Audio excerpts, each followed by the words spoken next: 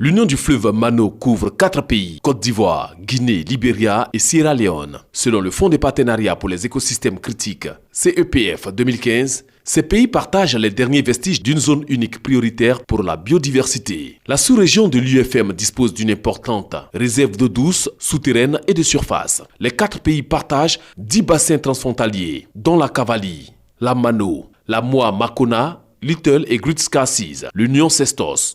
La Mano est une institution d'intégration qui s'occupe des questions régionales et aussi notamment la gestion des ressources naturelles, entre autres les ressources en eau, les ressources forestières, les ressources minières. Les écosystèmes et les ressources en eau de l'UFM sont aujourd'hui menacés par les activités humaines. Avant, l'eau n'était pas polluée. Actuellement, par l'arrivée de la population actuelle, la population devient dense. Actuellement, l'eau est polluée. Les produits sont partout.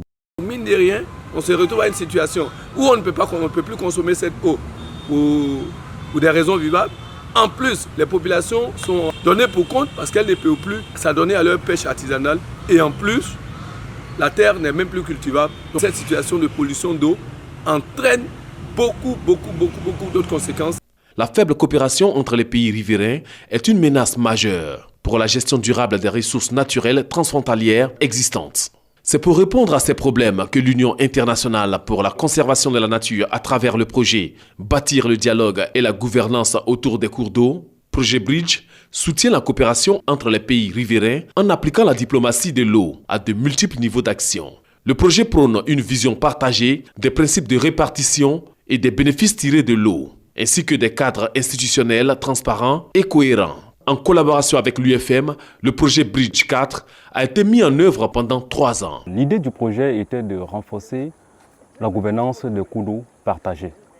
Alors, au niveau du PACO, nous avions plusieurs niveaux d'intervention. Au niveau institutionnel, particulièrement avec la MOU, il était question de contribuer au développement institutionnel de cette organisation, de travailler également à développer les organisations qui peuvent contribuer à renforcer la gouvernance des ressources d'eau partagées, notamment l'Union des fleuves Mano, constituée de plusieurs sous-bassins. Nous avons contribué à renforcer particulièrement les capacités de la MOU et son équipe et ses partenaires sur les thématiques clés, notamment l'hydrodiplomatie, le partage des bénéfices des ressources, le développement des connaissances particulières sur ces thématiques. Les résultats visés à l'échelle de l'UFM sont renforcement des capacités des organisations, facilitation de la mise en place d'un cadre de dialogue et d'échange transfrontalier pour la coopération et des initiatives sur le terrain.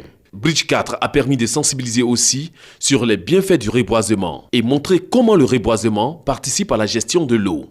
250 personnes ont été mobilisées pour planter 5000 arbres sur une superficie de 5 hectares. Le reboisement, qui est en réalité une reconstitution de la forêt, est capital pour la gestion des ressources en eau. Le reboisement va favoriser les précipitations et diminuer l'évapotranspiration sur les plans d'eau. Le reboisement va diminuer également le ruissellement et améliorer les stockages des ressources en eau, que ce soit des eaux de surface comme des eaux souterraines. À ce stade de Bridge 4, les bénéficiaires ont tiré un maximum de profit des interventions pour faire face aux questions transfrontalières et de coopération, ce qui est important pour la suite de Bridge.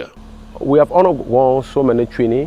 The last training we had at Corona Hotel was on Nous avons eu plusieurs formations.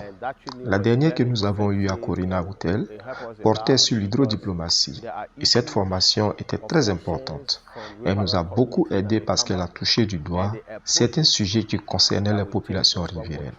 Et l'approche dans l'hydrodiplomatie est que lorsqu'il y a des conflits, c'est faire en sorte que ceux-ci ne dégénèrent pas en conflits internationaux. Bridge 4 doit s'inscrire dans la durée de sorte à continuer de renforcer la coopération entre les pays ayant en partage les cours d'eau en vue d'un environnement de paix et de sécurité dans la sous-région. Je pense que l'une des actions concrètes sera le développement de tests réglementaires. Des tests réglementaires sur la pollution de l'eau pour tous les bassins fluviaux. Avec cette réglementation, nous serons capables d'amener les gens à faire ce qu'il faut pour affecter en bien les ressources en eau.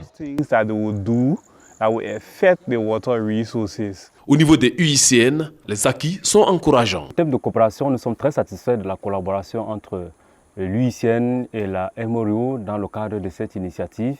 Et comme vous le voyez, nous sommes là à la frontière entre le Libéria et la Sierra Leone, séparés par le fleuve Mano qui ont en partage. C'est un cadre de coopération et nous voulons, dans le cadre de ce projet, renforcer cette coopération entre les États. Dans la prochaine phase du projet, nous l'espérons, être plus concret dans le développement de certaines initiatives, s'inscrivant dans le partage des bénéfices des ressources en eau. Nous allons continuer de développer des initiatives telles que les accords décrivant le partage des bénéfices. Les populations bénéficiaires de Bridge 4 sont pleines d'espoir. Avec le projet Bridge, je sais que ça va aller.